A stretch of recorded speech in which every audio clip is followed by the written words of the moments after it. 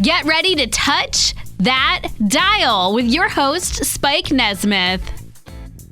I don't know who this guy is, but boy does he hate Christmas. I don't know who he is, and I don't know what station he's on, and I don't know where the transmission's coming from, so there's a lot of heavy lifting undone here, and I apologise for that. But that's the very nature of shortwave, isn't it? Finding weird transmissions from places unknown, the element of surprise, the knowledge that the mysterious signals drifting in and out could be anybody, anywhere, and could contain anything. Strap in for this one, folks. This guy is seriously odd. Well, there was an article in the paper the other day. It said, they had pictures and captions from around the world. Santa really is everywhere. It is just absurd because this Christian celebration is in places where you wouldn't suspect. From Seoul, South Korea, to Shanghai, China. They're in Greece, Athens, Greece. They had a picture there. Of course, they would have it in Rome. They had a picture there in Rome, the Christmas tree. And it's kind of misleading to talk about Santa. Well, Santa was one of the features in probably half of the pictures, and the other ones were Christmas trees, as they call them. And I was listening to one of the other witnesses the other day. We were just trying to wrap our minds around what people do at this time of the year. It's collective insanity. Bringing a tree into your home and decorating it, and then putting gifts beneath it. And the preachers that are apologists for this, they know.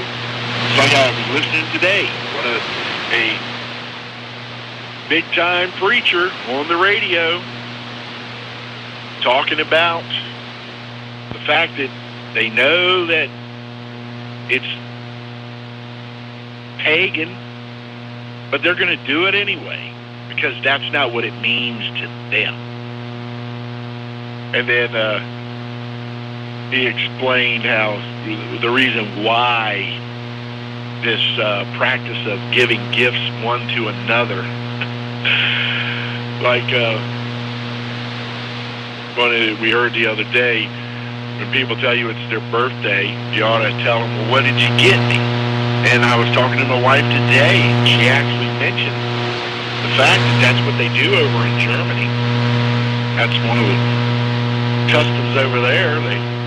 And surprise, surprise, because that's where the modern version of Christmas came from, Germany. And it wasn't officially recognized here in America until the year of 1870. That's what my freedom calendar here says. From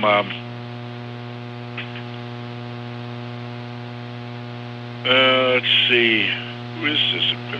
It's just Freedom Calendar. That's the name of the address on here. But it says here, Christmas was made a federal, they call it holiday, in 1870. So that is when the curse, one of the many times, the multiple curses that has come upon this nation began. 1870.